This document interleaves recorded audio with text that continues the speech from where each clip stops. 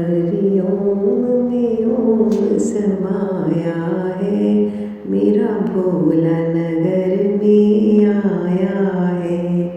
संगत जी, गुरु जी की महिमा देखिए, हर किसी को अपनी शरण में ले लेते हैं। और आज हमारे घर का सबसे छोटा मेंबर भी देखिए उठ गया हमारे साथ शिवपुराण का पाठ सुनने के लिए ब्रह्म मुहूर्त में। अब इसको क्या कहेंगे आप। चलिए आइए स्टार्ट करते हैं। हम कहीं पर भी हों, दुनिया के किसी कोने में भी हों, गुरु जी हमेशा हमारे साथ रहते हैं और अपनी दया दृष्टि सारी संगत पर बनाए रखते हैं। जय गुरु जी के चरणों में कोटि कोटि नमन, अनंतम अनंतम शुक्राना। संगत जी, विधवेश्वर संहिता हमने शुरू की हुई है शिवपुराण की, और हम पहुंच गए हैं अध्याय नंबर 11 पर। तो कल हमने आधा अध्याय पढ़ा था, बहुत लंबा अध्याय था, और इसलिए थोड़ा थोड़ा पढ़ते हैं कि ताकि आप सब भी आराम से पढ़ सकें और साथ में पढ़ भी सकते हैं और सुन भी सकते हैं। चलते फिरते आप काम कर रहे हैं तो शिवपुराण सुन रहे हैं तो आप इसे लगा के भी रख सकते हैं। और मैं तो ये कहती हूँ कि आप इसे लगा के रखिए ताकि घर के सभी सदस्यों के कानों में यह अमृतवाणी पड़े और सबका कल्याण हो। आइए शुरू करते हैं यहाँ से। गुरु जी से आज्ञा ले लेते हैं संगत जी। ओम नमः शिवाय, शिव जी सदा सहाय। ओम नमः शिवाय, गुरु जी सदा सहाय। कोटि कोटि प्रणाम Guru ji. Thank you for everything.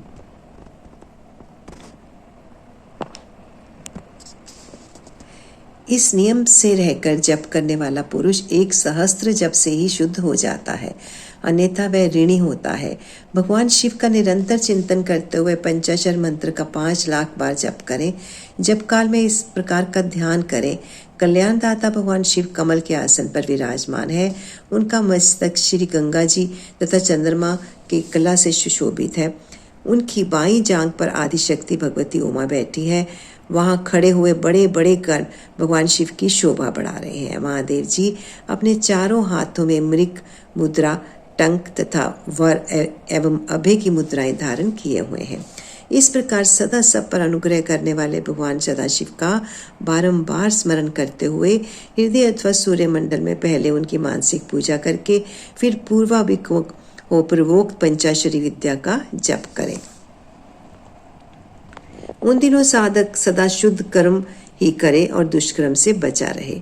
जब की समाप्ति के दिन कृष्ण पक्ष की चतुर्थी को प्रातःकाल नित्य कर्म करके शुद्ध एवं सुंदर स्थान में शौच संतोष आदि नियमों से युक्त हो शुद्ध हृदय से पंचाक्षर मंत्र का 12 सहस्त्र जप करें। तत्पश्चात 5 सपत्निक ब्राह्मणों का जो श्रेष्ठ एवं शिव भक्त हो वर्ण करें। इनके अतिरिक्त एक श्रेष्ठ आचार्य प्रवर का भी वर्ण करें और उसे सांब सदाशिव का स्वरूप समझे। ईशान, तत्पुरुष, अघोर, वामदेव तथा सजोदात, इन 5 के प्रतीक स्वरूप 5 ही श्रेष्ठ और शिव भक्त ब्राह्मणों का वर्ण करने के पश्चात पूजन सामग्री को एकत्र करके भगवान शिव का पूजन आरंभ करें। ग्रह सूत्र के अनुसार सुखांत कर्म करके अर्थात परिसमोहन, उपलेपन, उल्लेखन, मृद उद्धरण और अभ्युक्षण, इन 5 भू संस्कारों के पश्चात वेदी पर स्वाभिमुख अग्नि को स्थापित करके कुश कंडिका के अनंतर प्रज्वलित अग्नि में आज्य भागांत आहुति देकर प्रस्तुत होम का कार्य आरंभ करें। ओम नमः शिवाय। जय सिया राम। कपिला गाय के घी से 101 अर्थात 1001 आहुतियाँ स्वयं ही दे अथवा विद्वान पुरुष शिव भक्त ब्राह्मणों से 108 आहुतियाँ दिलाए। होम कर्म समाप्त होने पर गुरु को दक्षिणा के रूप में एक गाय और बैल देने चाहिए। ईशान आदि के प्रतीक रूप जिन 5 ब्राह्मणों का वर्ण किया गया हो उनको ईशान आदि का स्वरूप ही समझे तथा आचार्य को सांब सदाशिव का स्वरूप माने। इसी भावना के साथ उन सबके चरण धोएं और उनके चरणोदक से अपने मस्तक को सींचे। ऐसा करने से वह साधक अनगिनत तीर्थों में तत्काल स्नान करने का फल प्राप्त कर लेता है। उन ब्राह्मणों को भक्तिपूर्वक दशांश अन्न देना चाहिए।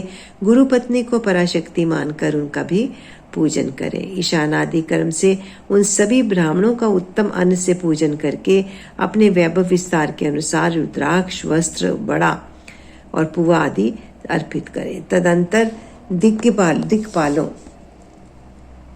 आदि को बलि देकर ब्राह्मणों को भरपूर भोजन कराए। इसके बाद देवेश्वर शिव से प्रार्थना करके अपना जप समाप्त करें। इस प्रकार पुरुषचरण करके मनुष्य उस मंत्र को सिद्ध कर लेता है।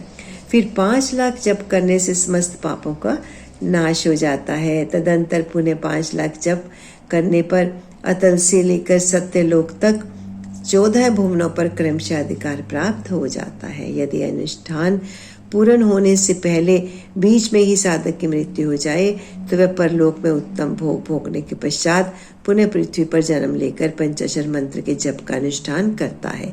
समस्त लोगों का ऐश्वर्य पाने के पश्चात इस मंत्र को सिद्ध करने वाला पुरुष यदि पुनः 5 लाख जप करे तो उसे ब्रह्मा जी का सामीप्य प्राप्त होता है। ओम नमः शिवाय। पुनः 5 लाख जप करने से सारूप्य नामक ऐश्वर्य प्राप्त होता है। 100 लाख जप करने से वह साक्षात ब्रह्मा के समान हो जाता है। इस तरह कार्य ब्रह्म हिरण्यगर्भ का सायुज्य प्राप्त करके वह उस ब्रह्मा का परलय होने तक उस लोक में यथेष्ट भोग भोगता है। फिर दूसरे कल्प का आरंभ होने पर वह ब्रह्मा जी का पुत्र होता है। उस समय फिर तपस्या करके दिव्य तेज से प्रकाशित हो वह क्रमशः मुक्त हो जाता है। पृथ्वी आदि कार्य स्वरूप भूतों द्वारा पाताल से लेकर सत्यलोक पर्यंत ब्रह्मा जी के 14 लोक क्रमशः निर्मित हुए हैं। सत्यलोक से ऊपर क्षमालोक तक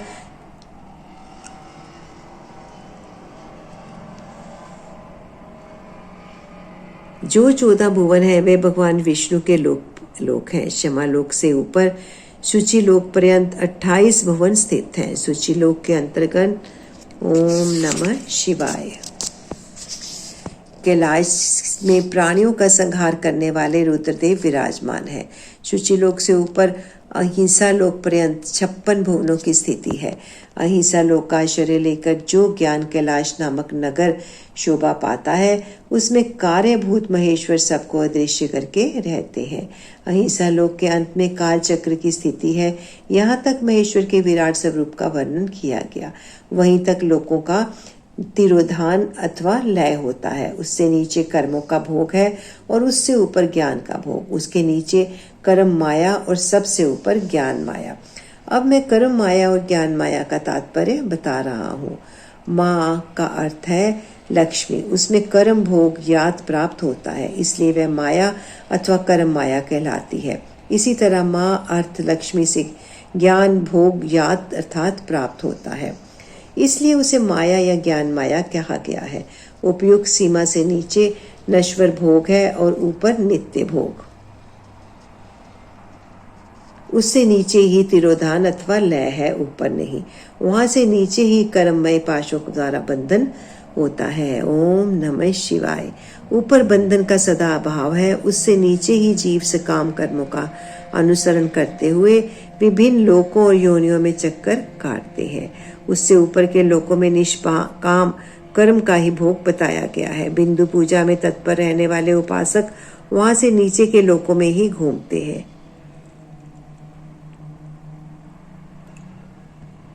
उसके ऊपर तो निष्काम भाव से शिवलिंग की पूजा करने वाले उपासक ही जाते हैं। जो एकमात्र शिव की ही उपासना में तत्पर है वे उससे ऊपर के लोकों में जाते हैं। ओम नमः शिवाय। जय सिया राम। वहां से नीचे जीव कोटि है और ऊपर ईश्वर कोटि। नीचे संसारी जीव रहते हैं और ऊपर मुक्त पुरुष। नीचे कर्म लोक है और ऊपर ज्ञान लोक। ऊपर मद और अहंकार का नाश करने वाली नम्रता है, जहाँ जन्म जनित तिरोधान नहीं है। उसका निवारण किए बिना वहाँ किसी का प्रवेश संभव नहीं है। इस प्रकार तिरोधान का निवारण करने से वहाँ ज्ञान शब्द का अर्थ ही प्रकाशित होता है। आदि भौतिक पूजा करने वाले लोग उससे नीचे के लोगों में ही चक्कर काटते हैं। जो आध्यात्मिक उपासना करने वाले हैं वे ही उसके ऊपर को जाते हैं। जो सत्य अहिंसा आदि धर्मों से युक्त हो भगवान शिव के पूजन में तत्पर रहते हैं वे काल चक्र को पार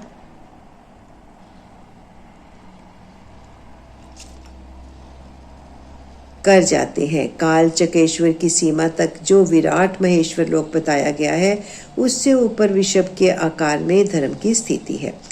वह ब्रह्मचर्य का मूर्तिमान रूप है। उसके सत्य, शौच, अहिंसा और दया ये 4 पाद हैं। वह साक्षात शिवलोक के द्वार पर खड़ा है। क्षमा उसके वह साक्षात शिवलोक के द्वार पर खड़ा है। क्षमा उसके सींग क्षम कान है। वह वेद ध्वनि रूपी शब्द से विभूषित है। आसिकता उसके दोनों नेत्र है। विश्वास ही उसकी श्रेष्ठ बुद्धि एवं मन है। क्रिया आदि धर्म रूपी जो वृषभ है वे कारण आदि में स्थित है, ऐसा जानना चाहिए। उस क्रिया रूप वृषभाकार धर्म पर कालातीत शिव आरूढ़ होते हैं। ब्रह्मा विष्णु और महेश्वर की जो अपनी अपनी आयु है उसी को दिन कहते हैं। जहाँ धर्म रूपी वृषभ की स्थिति है उससे ऊपर न दिन है न रात्रि, वहाँ जन्म मरण आदि भी नहीं है। वहाँ फिर से कारण स्वरूप ब्रह्मा के कारण सत्यलोक पर्यंत 14 लोक स्थित हैं जो 5 भौतिक गंध आदि से परे हैं। उनकी सनातन स्थिति है। सूक्ष्म गंध ही उनका स्वरूप है। उनसे ऊपर फिर कारण रूप विष्णु के 14 लोक स्थित है। उनमें भी ऊपर फिर कारण रूपी रुद्र के 28 लोकों की स्थिति मानी गई है। फिर उनसे भी ऊपर कारण वेश शिव के 56 लोक विद्यमान है। तदंतर शिव समस्त ब्रह्मचर्य लोक है और वे ही 5 आवरणों से युक्त ज्ञानमय कैलाश है, जहाँ 5 मंडलों 5 ब्रह्म कलाओं और आदि शक्ति से संयुक्त आदि लिंग प्रतिष्ठित है। उसे परमात्मा शिव का शिवालय कहा गया है। वही पराशक्ति से युक्त परमेश्वर शिव निवास करते हैं। ओम नमः शिवाय। वे सृष्टि पालन संहार तिरोभाव और अनुग्रह इन 5 कृत्यों में प्रवीण है। उनका श्री विग्रह सच्चिदानंद स्वरूप वे सदा ध्यान रूपी धर्म में ही स्थित रहते हैं और सदा सब पर अनुग्रह किया करते हैं। जय सिया राम। वे स्वात्मा राम है और समाधि रूपी आसन पर आसीन हो नित्य विराजमान होते हैं। कर्म एवं ध्यान आदि का अनुष्ठान करने से क्रमशः साधन पथ में आगे बढ़ने पर उनका दर्शन साध्य होता है। नित्य नैमित्तिक आदि कर्मों द्वारा देवताओं का यजन करने से भगवान शिव के समाराधन कर्म में मन लगता है। क्रिया आदि जो शिव संबंधी कर्म है उनके द्वारा शिव ज्ञान सिद्ध करें। ओम नमः शिवाय। जिन्होंने शिव तत्व का साक्षात्कार कर लिया है अथवा जिन पर शिव जी की कृपा दृष्टि पड़ चुकी है वे सब मुक्त ही हैं, इसमें कोई संशय नहीं है। आत्म स्वरूप से जो स्थिति है वही मुक्ति है। एकमात्र अपने आत्मा में रमण या आनंद का अनुभव करना ही मुक्ति का स्वरूप है।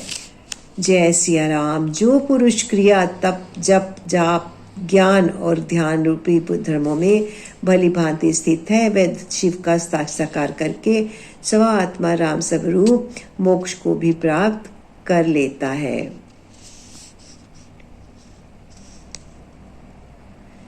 जैसे सूर्यदेव अपनी किरणों से अशुद्धि को दूर कर देते हैं उसी प्रकार कृपा करने में कुशल भगवान शिव अपने भक्त के अज्ञान को भी मिटा देते हैं। अज्ञान की निवृत्ति हो जाने पर शिव ज्ञान स्वतः प्रकट हो जाता है। शिव ज्ञान से अपना विशुद्ध स्वरूप आत्मा राम तत्व प्राप्त होता है और आत्मा राम तत्व की सम्यक सिद्धि हो जाने पर मनुष्य कृत्य हो जाता है। ओम नमः शिवाय। इस तरह यहाँ जो कुछ बताया गया है वह पहले मुझे गुरु परंपरा से प्राप्त हुआ है। तत्पश्चात मैंने पुनः नंदीश्वर के मुख से इस विषय को सुना था। नंदी स्थान से परे जो स्वयं वेद शिव वैभव है उसका अनुभव केवल भगवान शिव को ही है। साक्षात शिवलोक के उस वैभव का ज्ञान सबको शिव की कृपा से ही हो सकता है, अन्यथा नहीं, ऐसा आस्तिक पुरुषों का कथन है। जय सिया राम। साधक को चाहिए कि वह 5 लाख जप करने के पश्चात भगवान शिव की प्रसन्नता के लिए महाभिषेक एवं नैवेद्य निवेदन करके शिव भक्तों का पूजन करे। भक्त की पूजा से भगवान शिव बहुत प्रसन्न होते हैं। शिव और उनके भक्त में कोई भेद नहीं है, वह साक्षात शिव स्वरूप ही है। शिव स्वरूप मंत्र को धारण करके वह शिव ही हो गया रहता है। शिव भक्त का श्री शिव रूप ही है, अतः उसकी सेवा में तत्पर रहना चाहिए। जो शिव के भक्त हैं वे लोग। ओम नमः शिवाय।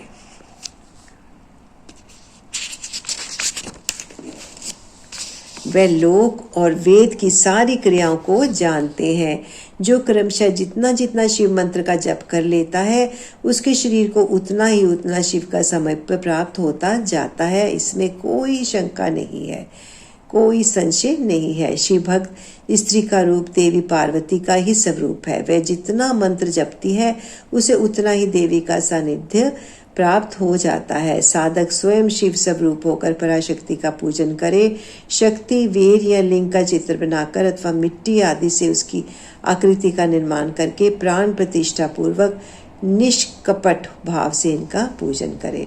शिवलिंग को शिव मानकर, अपने को शक्ति रूप समझकर शक्ति लिंग को देवी मानकर और अपने को शिव स्वरूप समझकर शिवलिंग को नाद रूप तथा शक्ति को बिंदु रूप मानकर परस्पर सटे हुए शक्ति लिंग और शिवलिंग के प्रति उपप्रधान और प्रधान की भावना रखते हुए जो शिव और शक्ति का पूजन करता है वह मूल रूप की भावना करने के कारण शिव रूप ही है। ओम नमः शिवाय। शिव भक्त शिव मंत्र रूप होने के कारण शिव के ही स्वरूप है। जो 16 उपचारों से उसकी पूजा करता है उसे अभीष्ट वस्तु की प्राप्ति होती है। जो शिवलिंगोपासक शिव भक्त की सेवा आदि करके उसे आनंद प्रदान करता है उस विद्वान पर भगवान शिव बड़े प्रसन्न होते हैं। 5, 10 या 100 सपत्नीक शिव भक्तों को बुलाकर भोजन आदि के द्वारा पत्नी सहित उनका सदैव समादर करें। धन में, देह में और मंत्र में शिव भावना रखते हुए उन्हें शिव और शक्ति का स्वरूप जानकर निष्कपट भाव से उनकी पूजा अर्चना करें। ऐसा करने वाला पुरुष उस भूतल पर फिर से जन्म नहीं लेता। अध्याय 17 की समाप्ति। संगत जी, थोड़ा लंबा अध्याय था, हमने इसको 2 बार करके पढ़ा क्योंकि गुरु जी की आज्ञा इसी प्रकार की थी।